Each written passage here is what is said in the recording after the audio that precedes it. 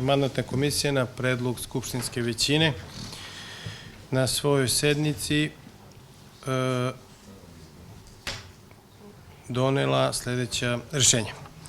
Najpre, predlaže se da se donese rešenje o prestanku mandata VD dužnosti javnog preduzeća Vodovod Goranu Đorđeviću i da se ujedno za vršioca dužnosti istog preduzeća imenuje Marijan Stanković. Zatim da prestane mandat vršioca dužnosti javnog preduzeća Uprava Banje Slobodanu Nikoliću i ujedno da se imenuje za VD istog preduzeća Miloš Đikić.